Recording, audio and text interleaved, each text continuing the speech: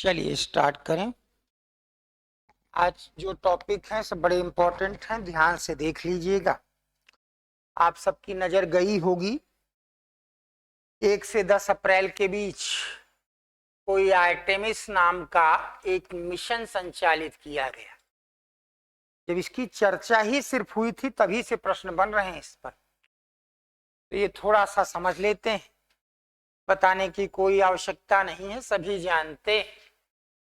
ऐसा माना जाता है कि चंद्रमा पर पहली बार यूएसए ने अपने अंतरिक्ष यात्री उतारे थे।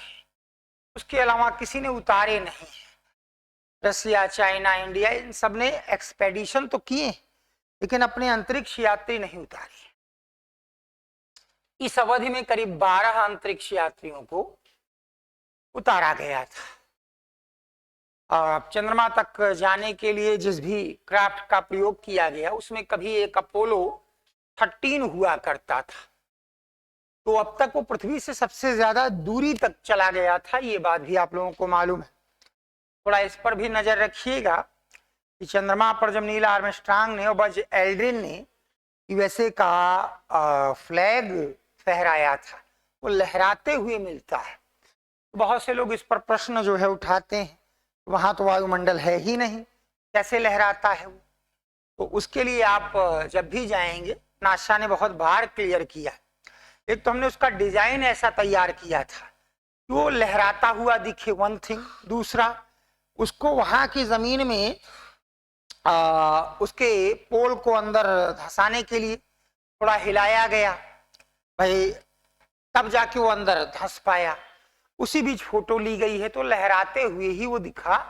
यद्यपि बाद में जो है, अब सीधी सी बात है, अगर कपड़े का फ्लैग ऐसे लगा देंगे तो नीचे आ जाएगा।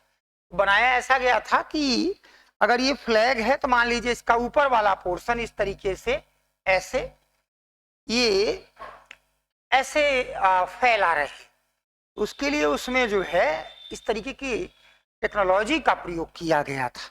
बहुत से लोगों को ऐसे दिखता है, तो लोगों को ये लगता है कि शायद गए ही नहीं, पहुंचे ही नहीं, क्योंकि और किसी देश ने दावा ही नहीं किया।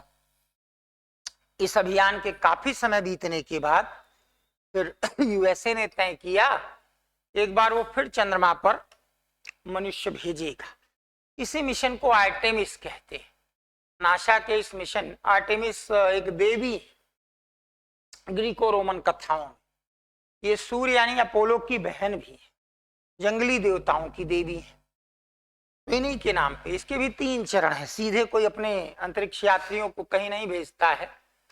पहला चरण 2022 में आपको याद होगा, एक यान को सिर्फ भेजा गया, चंद्रमा का चक्कर लगा के लौट आया।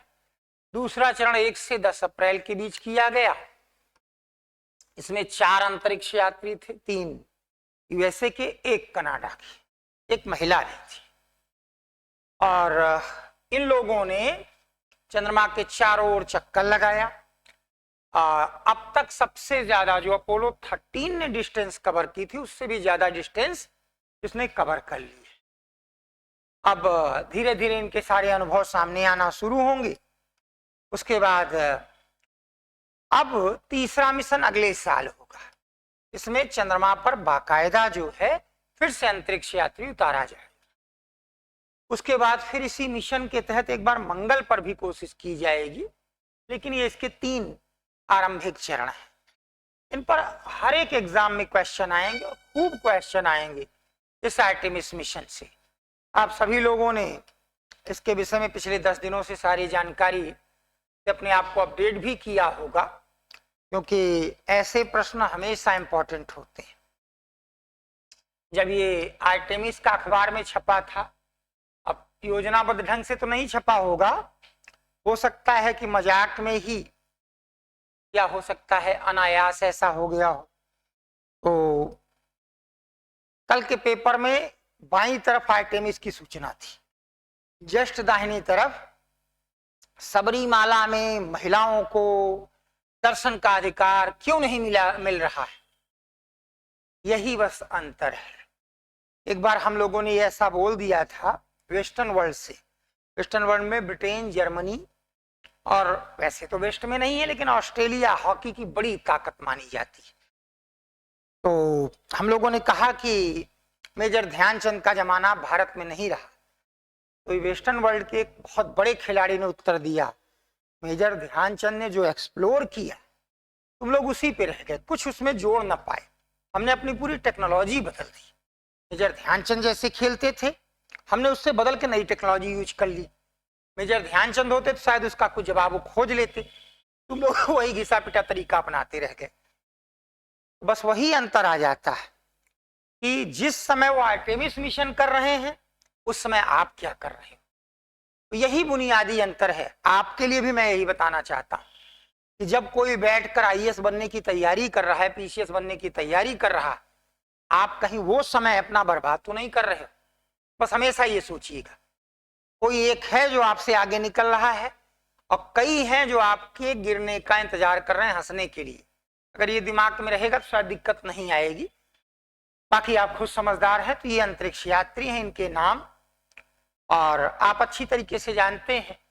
एक रॉकेट होता है, ये एक उछाल दे देगा, थ्रस्ट, उसके बाद ये हिस्सा अलग होगा। अगर ये ऊपर का हिस्सा आपको दिख रहा होगा, फिर एक थ्रस्ट के बाद अंतरिक्ष में ये खुद उस दिशा में बढ़ता चला जाता है। फिर सारा काम रिमोट से होता है, फिर रिमोट से वो चक्कर लगाते हुए फिर लौटेगा भी, क्योंकि वहां ग्रेविटेशनल फोर्स। कभी भी अगर ऑब्जेक्टिव क्वेश्चन आता है अंतरिक्ष में गुरुत्वाकर्षण, तो भूल कर भी शून्य वाले विकल्प पे टिक मत करिएगा। शून्य एकदम नहीं होता है, वो थोड़ा होता है, बहुत कम होता है, लेकिन शून्य नहीं होता है, ध्यान रखेंगे। भाई सब एक दूसरे को खींच रहे हैं तो जीरो कैसे हो जाएगा? सूर्य पृथ्वी को खींच रही, पृथ्वी चंद्रमा को खींच रहा है, शून्य नहीं होता, होता बहुत कम है। तो उस परिस्थिति में जब ये यान ऊपर वाला हिस्सा ये घूमकर ऐसे लौटा, अब समस्या ये आ जाती, अब उसमें ना कोई इंजन है, अब उसमें ना कोई ऐसी चीज है कि उसको पृथ्वी पर आराम से उतार ले। गया तो ऐसे था, अब उतर वो इस तरीके से रहा है ऐसे।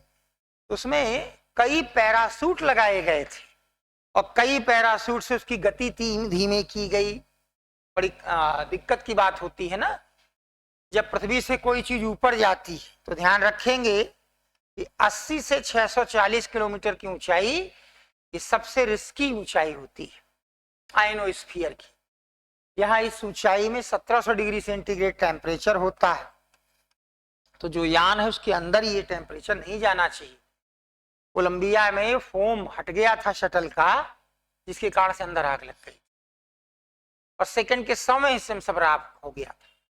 तो वो पूरा ऐसा उसका आइसोलेशन करते हैं कि बाहर का टेम्परेचर अंदर नहीं आता है, और फिर तेज गति से आ रहा होता है तो पृथ्वी पे आके उसको कंट्रोल करते हैं। इसमें लगाए गए थे 11 पैराशूट, सबने तेजी के साथ इसको कंट्रोल किया, तब उतरा है ये, और उसके बाद फिर सबको बाहर निकाला गया है। निष्कर्ष धीरे धीरे आएंगे, अब ये लोग इसी पर अध्ययन करेंगे, इनकी सोच ही यही होती, इसीलिए शायद आगे भी हैं।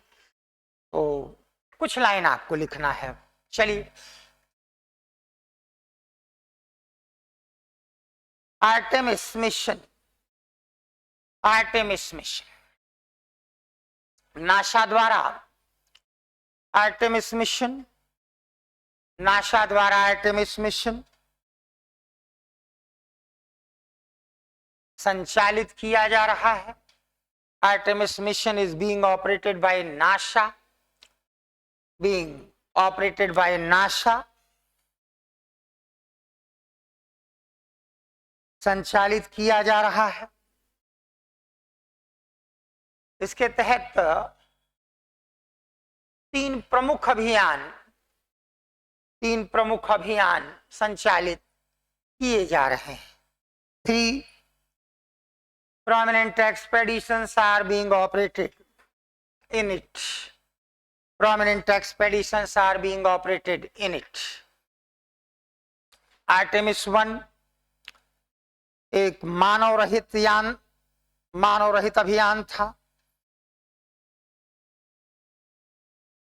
Artemis 1 was manless expedition।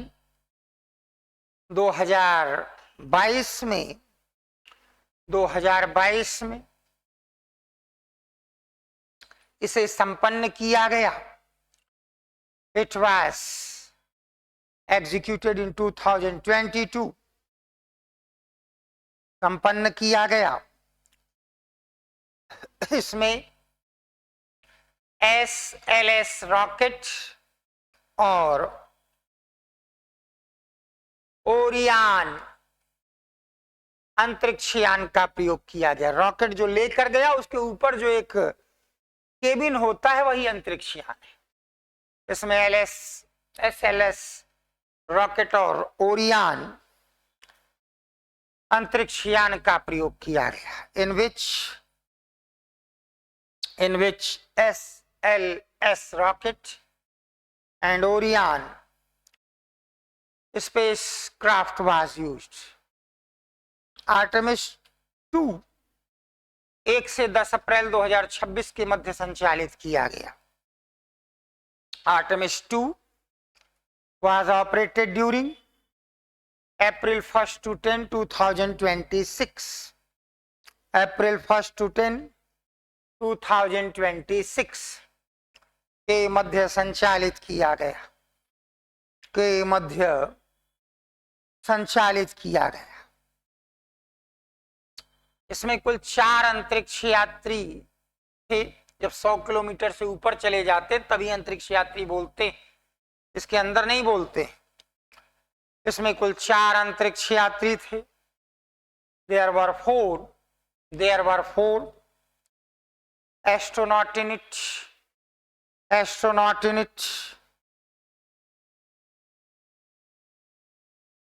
NASA के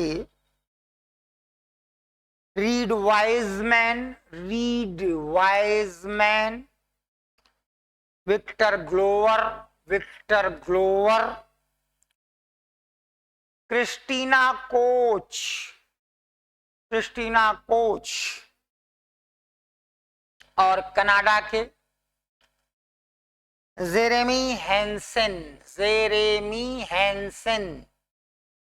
जेरेमी हैंसन ऑफ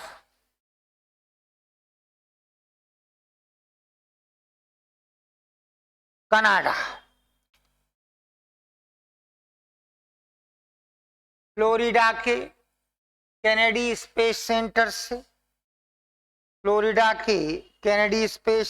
से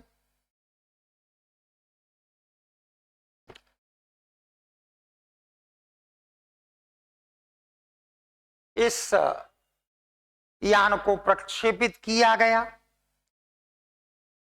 इस यान को प्रक्षेपित किया गया। This expedition was launched from Kennedy Space Center of Florida।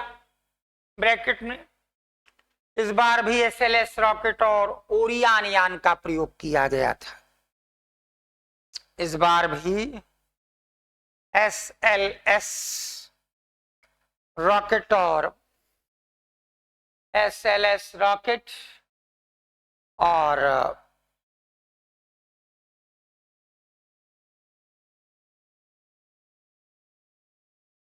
Orion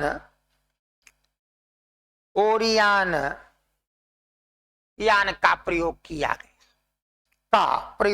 गया। इस अभियान ने मनुष्य द्वारा सर्वाधिक दूरी तय करने का रिकॉर्ड बनाया। This expedition made a record to cover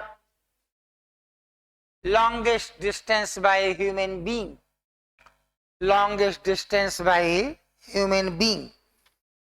देश करके 4 लाख किलोमीटर से अधिक, more than 4 lakh km।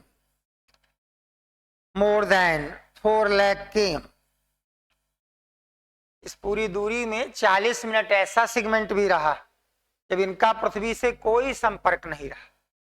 एक उन्होंने बहुत अद्भुत टाइप का सूर्य ग्रहण भी देखा, मतलब सूर्य से कोई संपर्क ही नहीं हो पा रहा, उसकी रोशनी भी अगल बगल कहीं नहीं दिख रही। ये सब कुछ अनुभव इसी बीच हुआ है। फिर लिखें, इसके पूर्व अपोलो 13 ने मनुष्य के साथ सर्वाधिक दूरी तय की थी। Before it Apollo 13 had used had covered maximum distance with astronauts, और बिना मनुष्य के साथ सर्वाधिक दूरी वाइजर बृहस्पति की खोज के लिए भेजा गया, और मनुष्य द्वारा बनाई गई ये वो चीज बन गई है जिसने अब तक सर्वाधिक दूरी तय की है। लगभग हमारे स्पेस सेंटर के अंतिम सिरे पर ही पहुंच गया है। स्पेस सोलर सिस्टम की, हमारे सोलर सिस्टम के लगभग अंतिम सिरे पर है। मनुष्य ने जितनी भी चीजें आज तक बनाई, वाइजर से ज्यादा डिस्टेंस किसी ने नहीं कवर किया, लेकिन इसमें कोई मनुष्य नहीं बैठा है। इस अभियान में एक मनुष्य भी, एक क्या 4 मनुष्य भी थे। बस इतना याद रखिएगा। फिर लिखें, आर्टेमिस अभियान का तीसरा चरण 2027 में किया जाएगा। In third stage of Artemis expedition would be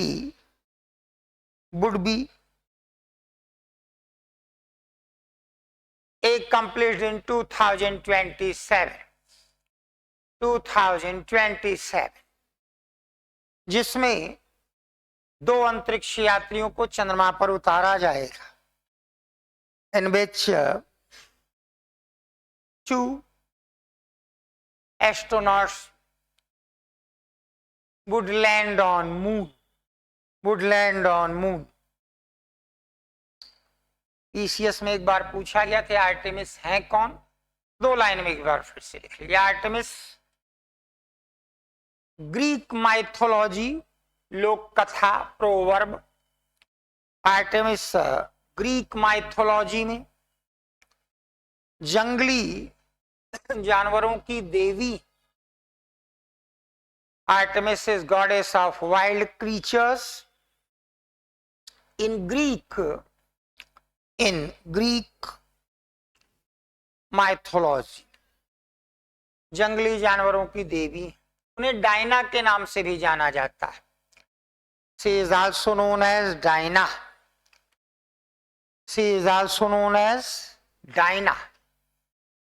उन्हें डायना के नाम से भी जाना जाता है।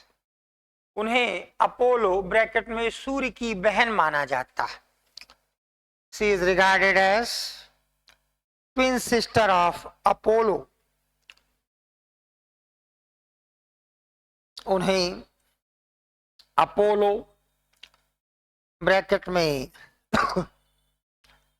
सूर्य की बहन माना जाता है।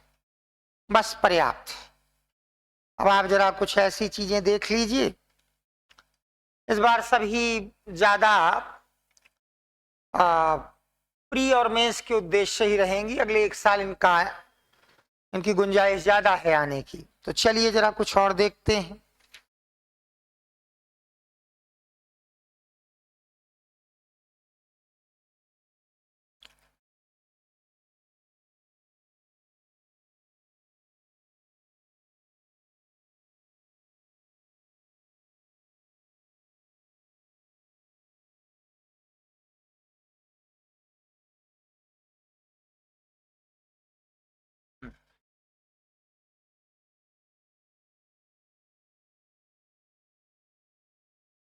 जैसा वातावरण चल रहा है, इस चीज की चर्चा खुद बड़ी इंपॉर्टेंट हो जाती है।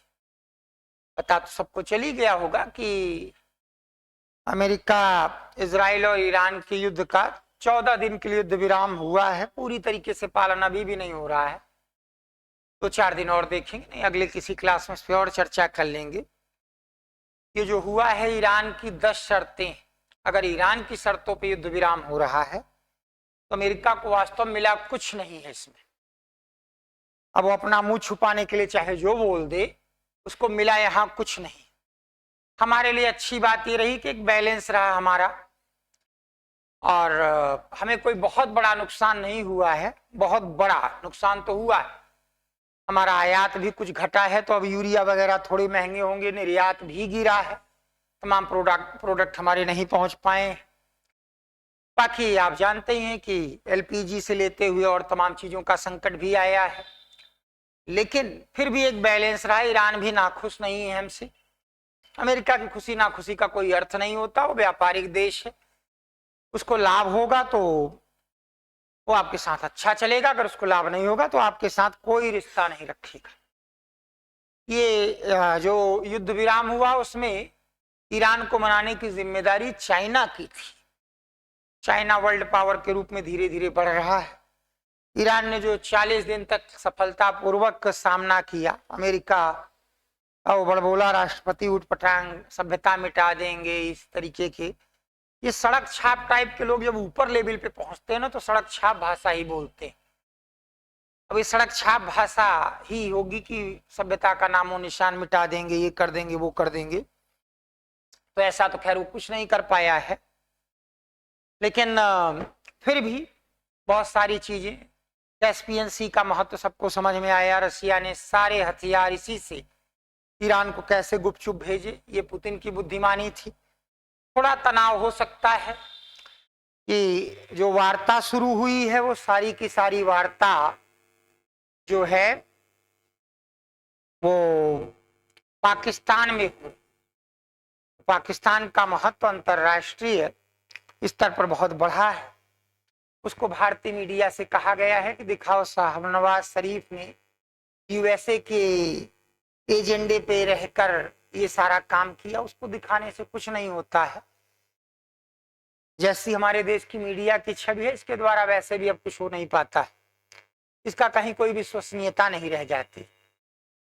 कुल मिला के विदेश नीति हमारी इस मसले पे संतुलित रही, इसमें कोई दो राय नहीं है। लेकिन चिंता की बात यह है कि चीन इतना महत्वपूर्ण कि उसने युद्ध रुकवाया, पाकिस्तान इतना महत्वपूर्ण कि वहां सारी बातचीत की जा रही। ये अच्छी चीज हमारे लिए तो कम से कम नहीं होनी चाहिए थी। मीडिया की भारत की कोई इज्जत नहीं है, वो कौड़ी के 3 भी नहीं माना जाता है कहीं दुनिया में, उसकी कहीं कोई प्रतिष्ठा नहीं। तो उसकी चीजों पे मत जाइएगा, अपने तरीके से आप इसको तमाम न्यूज से खुद को जो है अपडेट कर लीजिएगा। डिटेल में तमाम बातें जो है अभी आनी बची हैं तो मैं बाद में बताऊंगा। अब ये सिप्री रिपोर्ट पे थोड़ी चर्चा कर लें। Stockholm International Peace Research Institute SIPRI, इसके तहत जो है दुनिया में हथियारों की खरीद फरोख्त की एक रिपोर्ट दी जाती, किसने सबसे ज्यादा बेचा, किसने सबसे ज्यादा खरीदा, उसी प्रकार से और तमाम चीजें। इस रिपोर्ट को अक्सर प्री में पूछा जाता है, तो चलिए थोड़ा बहुत इसको भी देख लेते हैं। SIPRI report, Stockholm International Peace Research institute.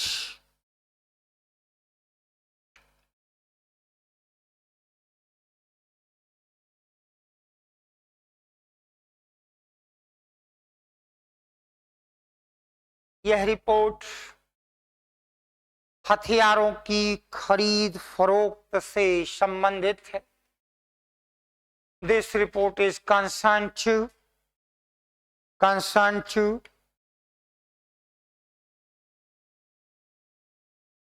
export and import of weapons,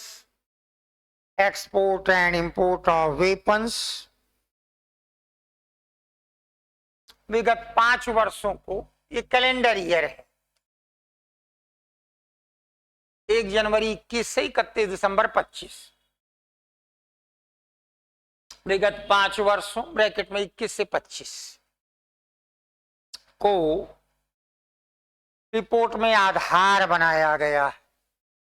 जिनको वन लाइनर टाइप में इंटरेस्ट रहता है तो अगली चीज वन लाइनर के रूप में लिखेंगे। हम डिटेल में जाएंगे। लेकिन इस अवधि में इन दिस सेगमेंट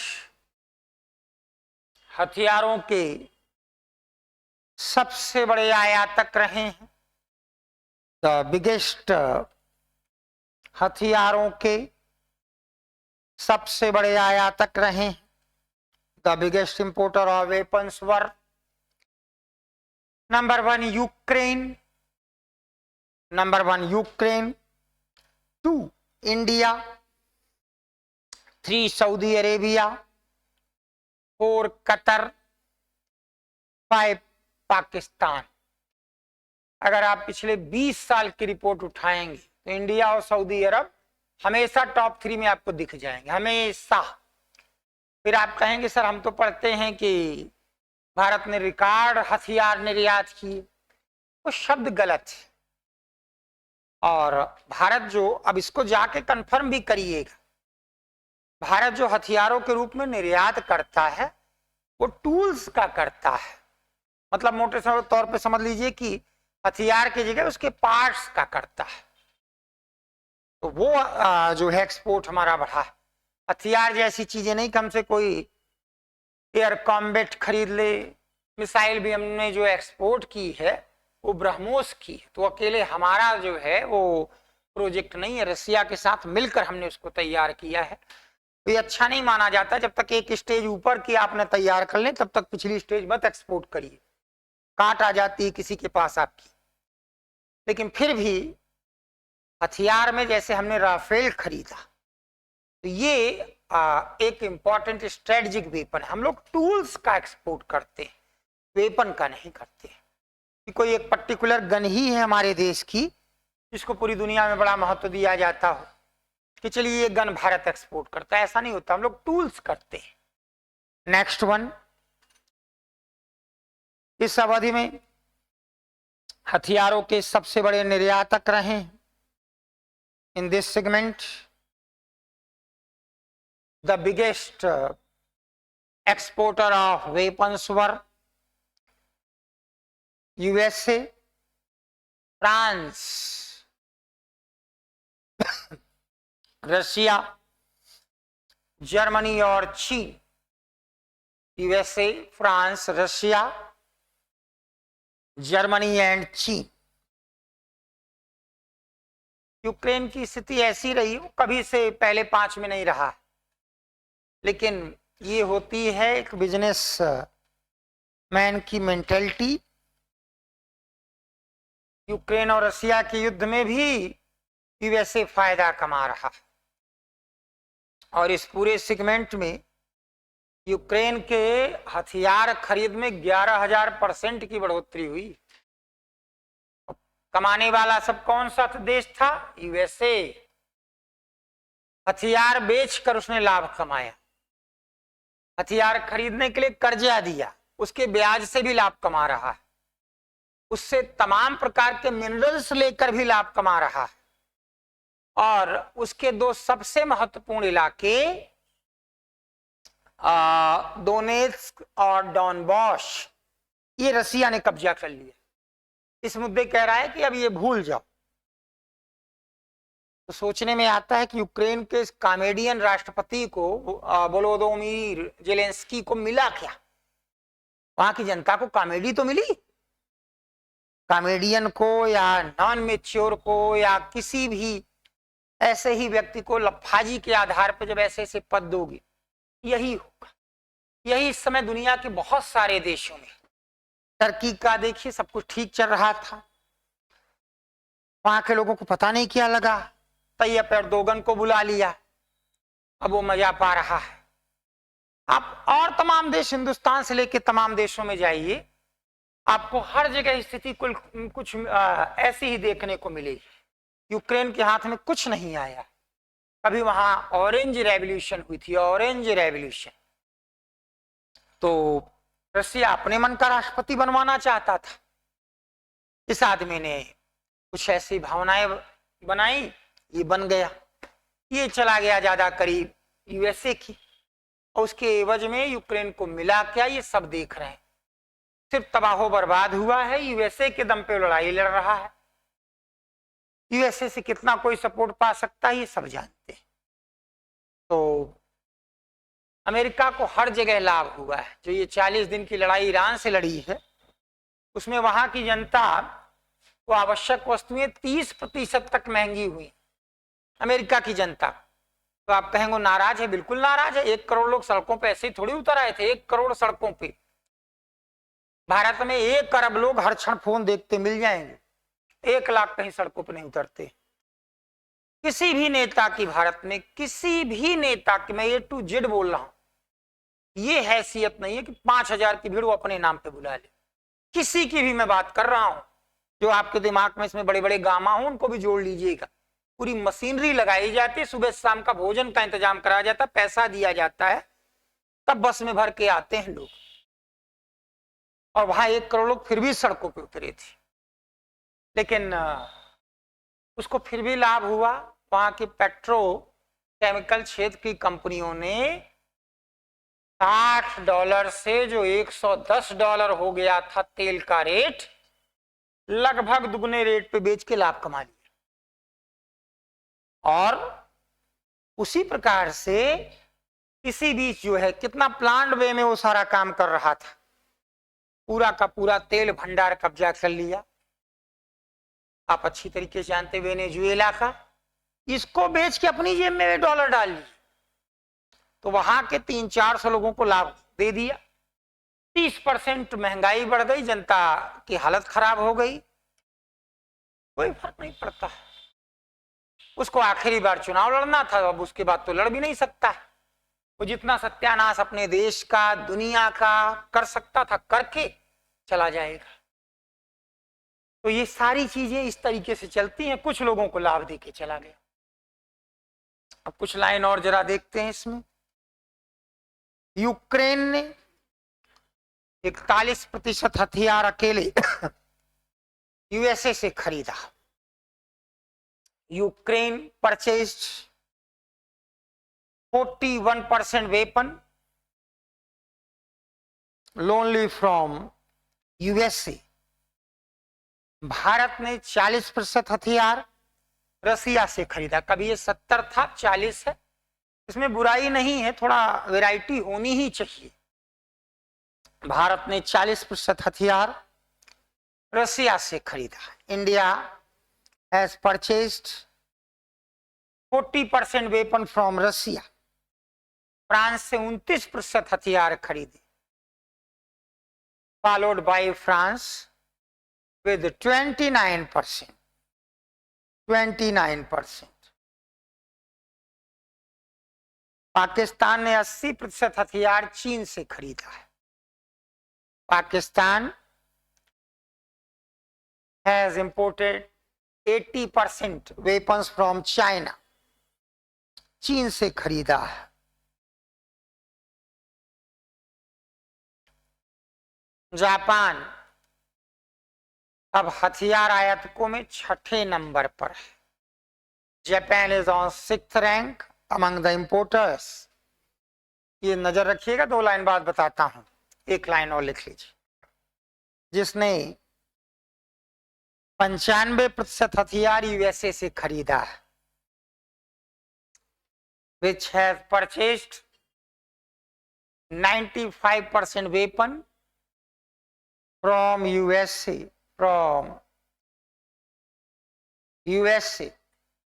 जापान कभी भी हथियार नहीं खरीदता था। जापान अकेला देश है जिसके पास सेना नहीं है। जापान के कह लीजिए सैनिकों को सेल्फ डिफेंस गार्ड कहते हैं, सेना नहीं है वहां। कभी भी आप देखेंगे भारत जापान अगर कोई मिलिट्री एक्सरसाइज कर रहे हैं, ये नहीं आता कि जापान की आर्मी आई, जापान के सेल्फ डिफेंस गार्ड आए। 1945 में जब यूएसए ने वहां एटम बम गिराया, तो उस परिस्थिति में एक बाद में समझौता हुआ कि जापान सेना नहीं रखेगा, उसकी रक्षा की जिम्मेदारी अब होगी यूएसए की। और इसी आधार पर जापान ने सिर्फ आर्थिक विकास किया, तेज गति से बढ़ता चला गया। लेकिन आगे चलकर उसके कुछ टापुओं पे कब्जा करना शुरू किया चीन ने। जापान ने चिल्ला के कहा कि भैया हमारा ये टापू छीन लिया चीन ने, कुछ करो। यूएसए कहता है बातचीत से निपटा लो। तब उसको समझ में आया कि नहीं, सुरक्षा की जिम्मेदारी दूसरे पे नहीं दी जा सकती। ये सहायक संधि सब्सिडियरी अलायंस वाला सिस्टम ये हमें बर्बाद कर देगा। नाम तो अभी भी उसने सेना नहीं रखा है, सेल्फ डिफेंस गार्ड ही बोलता है, लेकिन हथियार और टेक्नोलॉजी धीरे धीरे बढ़ानी शुरू की। उसका कभी भी इस मामले में नाम नहीं आता था बड़े देशों। अब छठे नंबर पे है। अमेरिका को देखिए यहां भी लाभ है। मतलब बड़ी अजीब सी बात है, कोई नुकसान उसको किसी स्तर पे हो ही नहीं रहा है।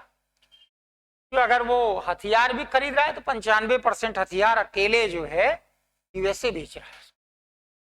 तो ये सब चीजें थोड़ा सा दिमाग में रखेंगे। चलिए हेडिंग डालिए।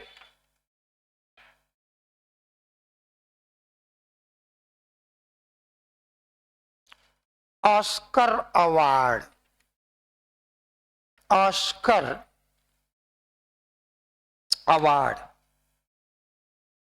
आप सभी जानते हैं, असली नाम इसका ऑस्कर नहीं, वो तो जो एक इसमें दिया जाता है मोमेंटो, उसमें एक आइडल यानी मूर्ति है, उसमें जो व्यक्ति उल्टी तलवार लिए खड़ा हुआ है, वो 100 साल पहले की बात है। उसकी शक्ल वहां के एक एम्प्लॉय के चाचा से मिलती जुलती है। चाचा का नाम ऑस्कर था। तो मजाक मजाक में जो है लोगों ने इसको ऑस्कर बोलना शुरू कर दिया। पूरी दुनिया अब ऑस्कर ही बोलती है, लेकिन एम्पास असली नाम है इसका। हॉलीवुड फिल्मों के ये सर्वश्रेष्ठ पुरस्कार माने जाते हैं। और आपको सब तो नहीं तैयार करना है। अगर कोई भारतीय किसी स्तर पे पुरस्कृत होता है, अगर अंतिम राउंड में पहुंच जाता है तो जरूर इसको महत्व दिया जाता है। लेकिन बाकी सबसे अच्छी फिल्म और सबसे अच्छा डायरेक्टर, बस यही दो तैयार करने होते हैं। बहुत अधिक हुआ तो भाई एक्टर एक्ट्रेस के लिए भी तैयार कर लीजिए, कई कैटेगरीज में दिया जाता है। तो लिख लीजिए जरा, academy of motion pictures art and sciences, AMPAS bracket में, academy of motion pictures art and sciences, AMPAS, AMPAS sciences. Hollywood फिल्मों के प्रतिष्ठित पुरस्कार are the renowned award for Hollywood films. Hollywood films प्रतिष्ठित पुरस्कार। 98 में ऑस्कर कैलिफोर्निया के Los Angeles, California के लॉस एंजल्स के डॉल्बी थिएटर में दिए गए। Dolby theatre 98th Oscar are given at Dolby Theatre of California,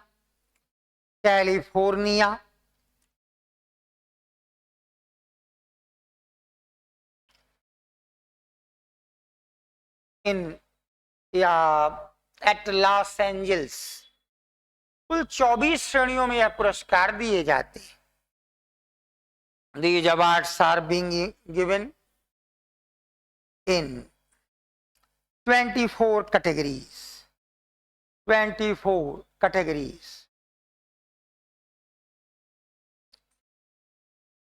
दो तीन कैटेगरी लिख लीजिए। बेस्ट फिल्म,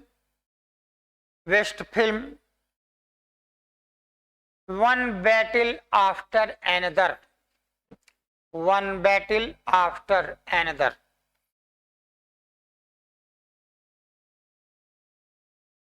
ब्रैकेट में लिख लीजिए, director Paul Thomas Anderson, Paul Thomas Anderson,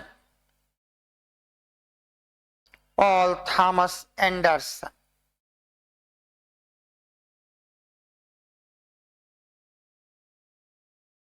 फिर लिखें सर्वश्रेष्ठ डायरेक्टर, बेस्ट डायरेक्टर,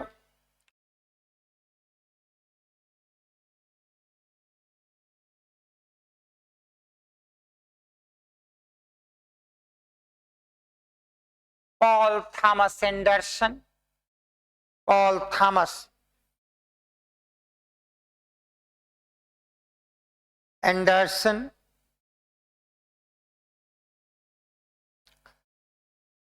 फिल्म के नाम की जरूरत तो है नहीं, वही ऊपर वाली फिल्म लिख लीजिए, वन बैटल आफ्टर अनदर।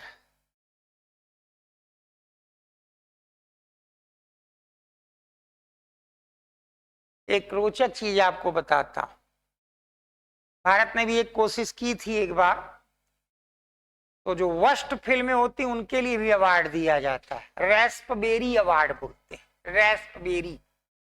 ये मान लेते हैं इससे खराब कोई फिल्म हो ही नहीं सकती, कोई लेना नहीं चाहता, कोई लेने आता नहीं, कौन लेने आए। अब आप इसको खोजिएगा, एक फिल्म को इन लोगों ने रेस्पबेरी दे दिया, उसको ऑस्कर भी मिल गया, अकेली फिल्म है। तो थोड़ा कुछ खोजते हैं ना तो आपका दिमाग तेज होगा। तो इन्होंने रेस्पबेरी दिया, ऑस्कर भी मिल गया। भारत में भी एक ऐसे ही शुरू किया गया था। सर्वश्रेष्ठ फिल्मों के लिए हम लोग 2 पुरस्कार जनरली देते हैं, एक फिल्म फेयर है तो प्रोफेशनल तरीके से चलता है, और दूसरा जो है वो राष्ट्रीय फिल्म पुरस्कार, उसमें सब एक साथ कवर करते हैं, हमारे देश की सभी भाषाएं। तो उस कंडीशन में एक हम लोगों ने भी शुरू किया था केला अवार्ड, ये खराब फिल्मों के लिए थी। तो भारत में अगर इस तरीके का अवार्ड दिया जाए तो पता चले सब केला वाले ट्रक में भर दी जाएंगी फिल्में। कहाँ होती हैं आप बताइए, पूरे साल 2 फिल्म बता दीजिए आपकी, आप 20 साल बाद याद करेंगे। आपने नहीं देखा होगा, लेकिन कितने ऐसे लोग हैं जो बताएंगे कि देखिए प्यासा, सत्यकाम, चित्रलेखा, इस कैटेगरी की 5 फिल्मों के नाम कह दिए जाएं कि पिछले 20 साल में आप बताइए मुझे इस कैटेगरी की, आप नहीं बता पाए, होती ही नहीं। वो तो एक प्लान्ड वे में हिट कराई जाती है। भाई किसी को मौका दीजिए, बार बार मौका दीजिए, तुम अभी भी चाहो मुझे छोड़ के जा सकते हो, फिर भी साथ है, इसका मतलब उसमें निष्ठा है और आप में आकर्षण है। लेकिन अगर किसी फिल्म को एक ही दिन 45,000 स्क्रीन पे लगाया जाए और सिर्फ 2 हफ्ते बस किसी तरीके से घसीटना है, चारों तरफ खूब प्रचार कर दिया जाए, सारे वो नाटक किए जाएं, देखते देखते वो यहां गिर पड़ा, वो वहां रोने लगा, ये सब किए जाते हैं, तो उस कंडीशन में ये आज का युग है, ये मार्केटिंग है। पहले फिल्मों में silver jubilee, golden jubilee, diamond jubilee, platinum jubilee चलती थी। 25 हफ्ते अगर एक सिनेमा हॉल में कोई फिल्म चल गई तो उसको बोलते थे सिल्वर जुबली, यानी 6 महीने। फिर ऐसे बढ़ती चली जाती थी, 50 हफ्ते, 60 हफ्ते और 100 हफ्ते। तो आप कल्पना करिए कि एक ही फिल्म 6-6 साल चली है, 16 एक ही थिएटर में 6 साल चली, तो कुछ बात तो होती है। अब उसमें कोई नैतिक शिक्षा तो 16 में है नहीं, लेकिन कंप्लीट मनोरंजन, इससे तो कोई इनकार नहीं कर पाएगा। अब नैतिक शिक्षा नहीं है कि इस घटना से हमने क्या सीखा, तो हमने यहाँ सीखा कुछ नहीं है, और हर जगह सीखने नहीं जाते, इतने बड़े सीखने वाले आप नहीं हैं। टीचर सिखा सिखा मर जा रहा है, कुछ नहीं सीख रहे हैं, 16 से सीख लेंगे, है ना। अर्जुन आप नहीं, एकलव्य आप नहीं है, सीखने के गुण इन्हीं दोनों में सबसे ज्यादा थे। एक बिना टीचर के सीख लेता था, एक टीचर के बगैर जी ही नहीं पा रहा था, और दोनों टॉप पे पहुंचे। तो वो एक अलग बात है, मैं उसकी नहीं करूंगा। चलिए अगली कैटेगरी भी लिख लीजिए, बेस्ट एक्टर। 4 तो कम से कम लिखनी चाहिए, पूछ लेते हैं भाई। Best actor Michael Jordan, Michael Jordan, film का नाम लिख लीजिए सिनर्स, सिनर्स।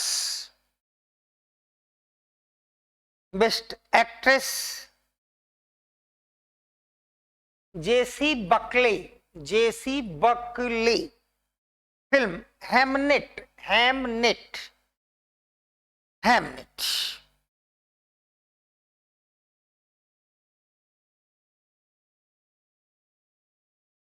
इसकी एक कैटेगरी होती है जिसमें दुनिया के अन्य देशों से कहते हैं आप अपनी भी फिल्म भेज सकते हो, हम विचार कर लेंगे और उसको अवार्ड दे देंगे। भारत की हर साल एक फिल्म भेजी जाती है, अंतिम राउंड में बहुत कम पहुंच पाती है। लगान अंतिम राउंड में बहुत कम नंबर से हारी थी, तो इस साल जो भेजी गई है भारत की एंट्री, उसका नाम भी पूछ लेते हैं, तो एक लाइन में वो भी लिख लीजिए। लिखें, इस वर्ष Hindi film home bound, home bound Bharat की आधिकारिक प्रविष्टि नॉमिनी, ऑथोरिटेटिव नॉमिनी थी। Hindi movie home bound, Hindi movie home bound was authoritative nominee of India in this year. Authoritative nominee of India in this year. यहाँ इसको कुछ कोई उपलब्धि नहीं, अंतिम 10 में भी नहीं पहुंची, 5 और अंतिम तो बात ही जाने दीजिए, इसके अलावा और कुछ नहीं। अब चलिए ये थोड़ा स्थायी महत्व की चीजें, हेडिंग डाल लीजिए। ज्ञानपीठ पुरस्कार 2025, जो आप लोगों ने कल्चर नहीं पढ़ा था, उसमें ज्ञानपीठ पुरस्कार की कैटेगरी आपको बताई गई थी।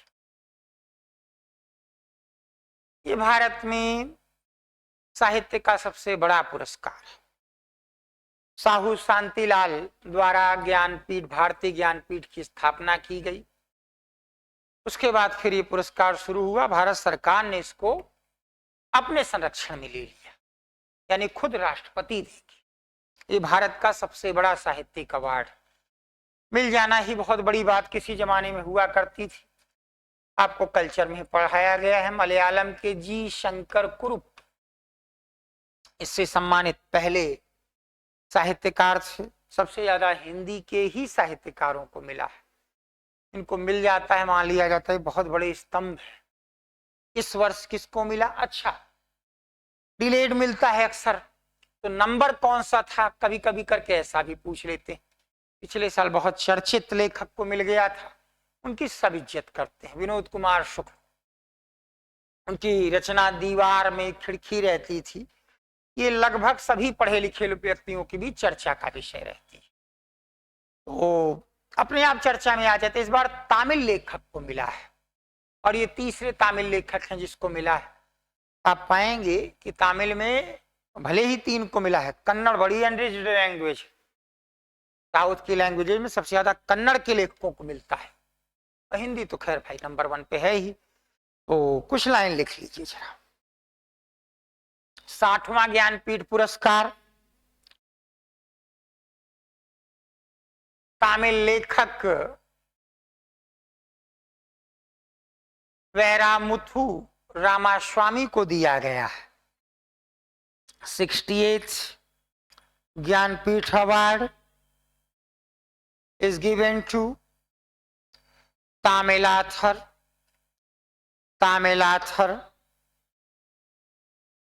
वैरामुथु रामास्वामी। अब ये जीवन भर की उपलब्धियों के लिए मिलता है, तो किस रचना के लिए मिला इसमें नहीं चलेगा, बाकी हर एक में चलता है। बाकी हर पुरस्कार में इसके जस्ट बाद सरस्वती सम्मान का दर्जा आता है, इसके जस्ट बाद रखते हैं। फिर व्यास पुरस्कार, फिर साहित्य अकेडमी, तो उसमें एक रचना को मिलता है, तो रचना तुरंत पूछते हैं। ये जीवन भर के लिए मिलता है, पूरी जिंदगी खप जाती है तब जाके कोई एक रचना ऐसी आ पाती है जिसको मिलता है।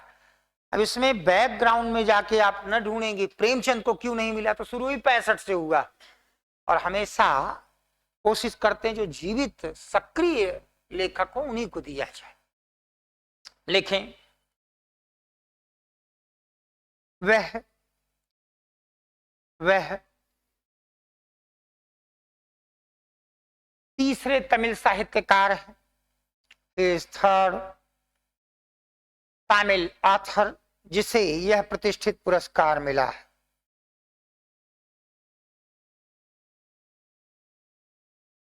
He is third Tamil author who is rewarded by it.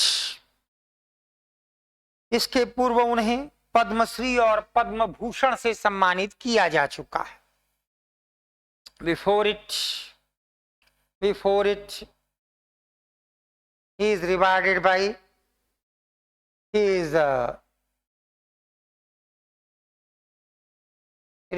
by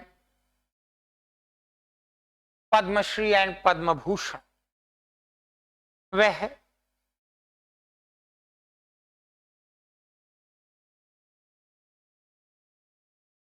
Tamil फिल्मी गीतों के लिए 7 बार राष्ट्रीय पुरस्कार से पुरस्कृत हो चुके हैं। वह तमिल फिल्मी गीतों के लिए 7 बार राष्ट्रीय पुरस्कार से पुरस्कृत हो चुके हैं। He is rewarded by National Award 7 times for Tamil film songs. पुरस्कृत हो चुके।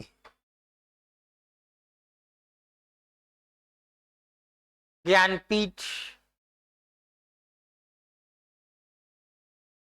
भारतीय ज्ञानपीठ द्वारा दिया जाता है। ज्ञानपीठ इज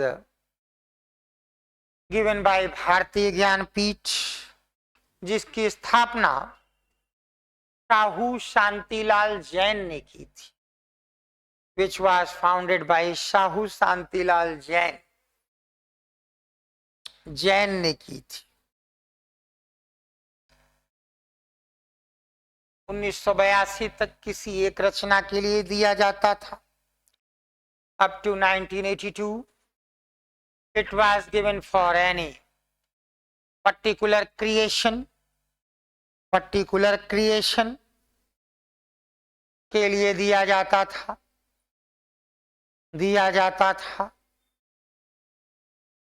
परंतु अब यह जीवन भर की उपलब्धियों के लिए दिया जाता है।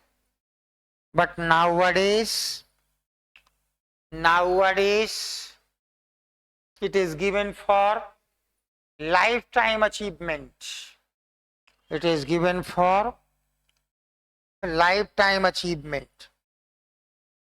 जीवन भर की उपलब्धियों के लिए दिया जाता है।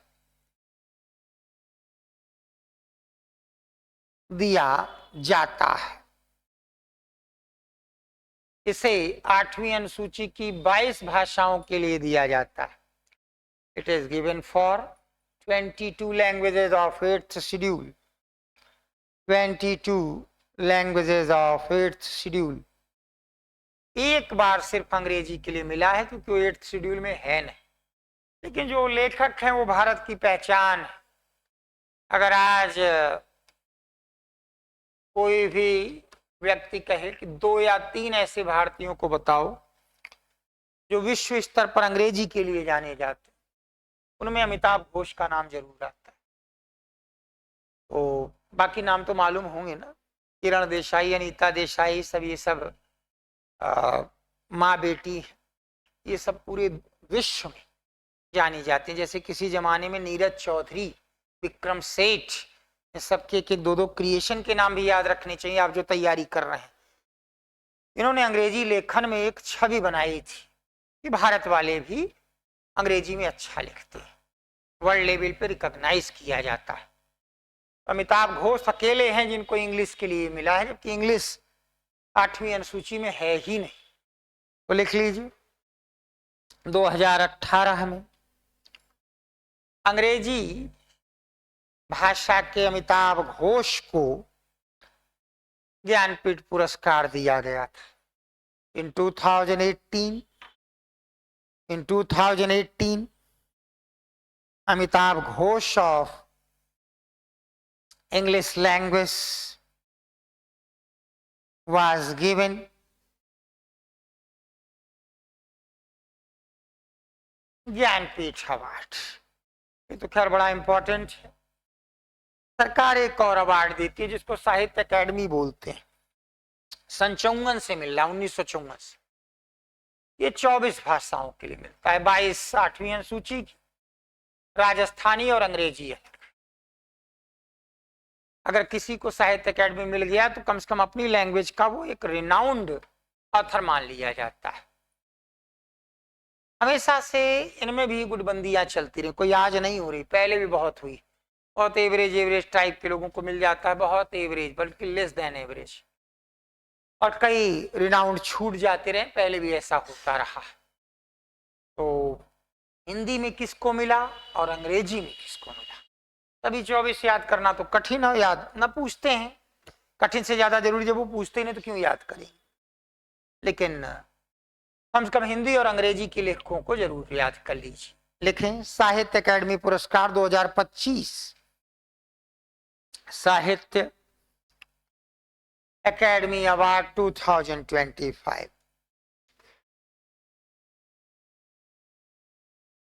उन्नीस से यह पुरस्कार दिए जा रहे हैं। These awards are being given since 1954. 1954 यह पुरस्कार दिए जा रहे हैं। 8वीं अनुसूची की 22 भाषाओं के साथ साथ these are given for English and Rajasthani along with 22 languages of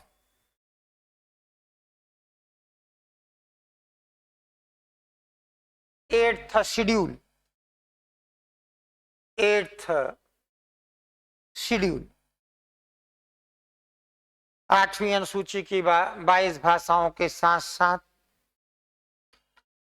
इसे अंग्रेजी और राजस्थानी के लिए भी दिया जाता है। इसे अंग्रेजी और राजस्थानी के लिए दिया जाता है। 2025 में हिंदी के लिए ममता कालिया को पुरस्कृत किया गया है। बड़ी चर्चित लेखिका है, पति पत्नी दोनों ही बहुत अच्छे ऑथर माने जाते हैं। 2025 के लिए या 2025 में हिंदी के लिए ममता कालिया को पुरस्कृत किया गया है। ममता कालिया इज रिवार्डेड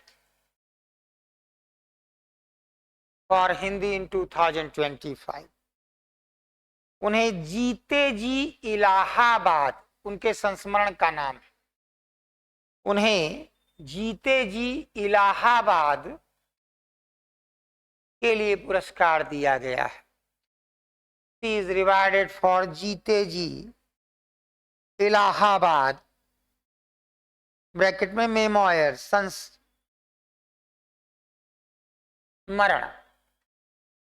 अंग्रेजी के लिए फॉर इंग्लिश नवतेज सरना, ये भारत के विदेश सचिव भी रह चुके हैं। नवतेज सरना को पुरस्कृत किया गया है। नवतेज सरना is rewarded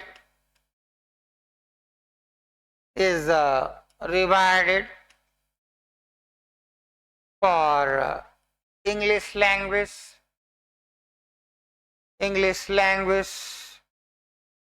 उन्हें उनके उपन्यास क्रिम्सन स्प्रिंग के लिए यह पुरस्कार दिया गया। उन्हें उनके उपन्यास क्रिम्सन स्प्रिंग के लिए यह पुरस्कार दिया गया। He is rewarded for his novel crimson spring के लिए यह पुरस्कार दिया गया है। तैयार करिए।